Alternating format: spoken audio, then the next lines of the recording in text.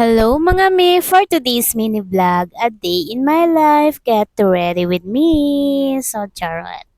So, ayan, paalis nga pala kami ni partner habang nagbabiyahe nga pala ako dyan. Nagkain nga pala ako itong mais na binili ni partner kanina na pang merienda sana namin. Kaso, hindi nga ako nakapag-merienda kasi sobrang tagal ko mag-ayos ng aking mukha tuwing aalis kami. Kaya minsan naiinis talaga itong partner ko sa akin. Paano ba naman hindi magagalit mga miss sa pagligo ko pa lang mahigit 1 oras bago matapos? So kahit itong mga lalaki mga mi, naiinip talaga sila lalo na tayo mga babae pag nag-aalis tayo ay sobrang tagal natin mag-ayos ng ating pagmumukha. At nagpapasalamat din ako dito kay partner mga mi dahil supportive naman siya sa lahat ng aking mga kaligayahan kaya sinamahan din talaga niya ako. So habang nag-aantay nga kami din na matapos yung mga ibang mga customer nila ay nag-antay muna ako dito. So nilagyan na nga nila ng anesthesia ang aking kilay mga mi para hindi ko maramdaman yung sakit at kirot mamaya paglagay nila ng aking kilay.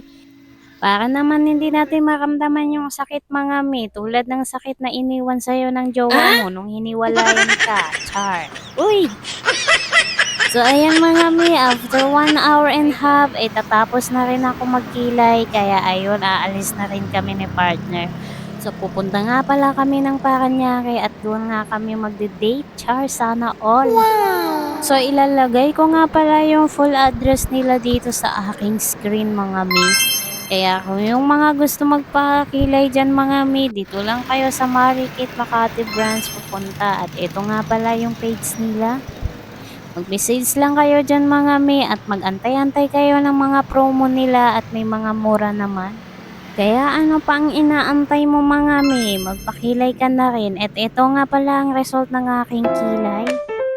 Confident na ako nang mag-ayos ng aking mukha mga mi dahil may kilay na ako.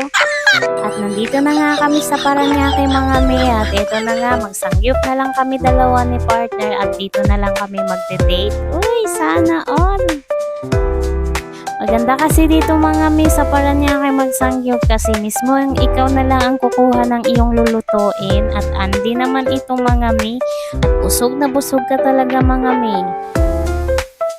At yun lang nga yung ayaw ko dito sa sangyup mga mi. Ako pa yung magluluto at matalsik talaga, talsik talaga yung mga mantika. Kaya ang dami ko talagang pasok. Okay, magsangyup tayo guys.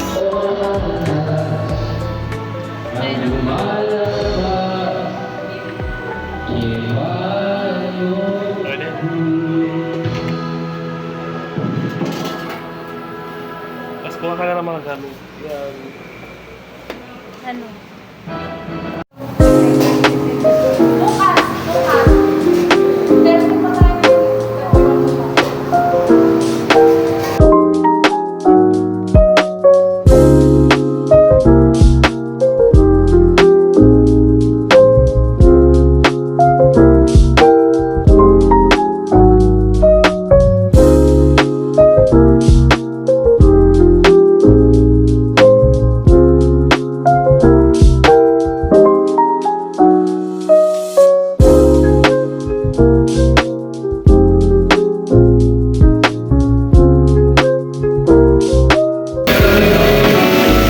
Yan si Manang nagluluto.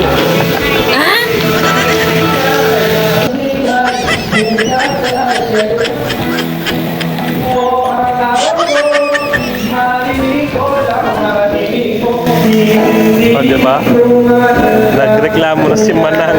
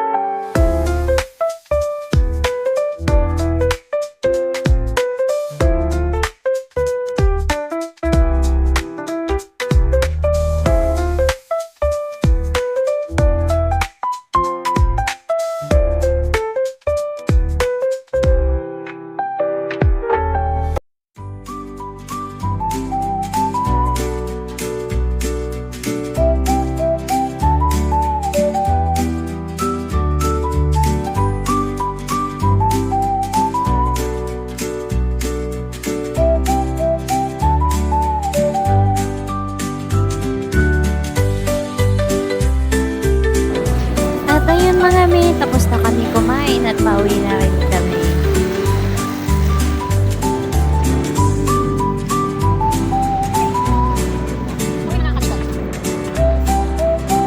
Malapit na nga kami sa bahay, kaya dumaan muna kami dito sa Jollibee para bibigyan ng pagkain si Tita sa bahay. Kami ay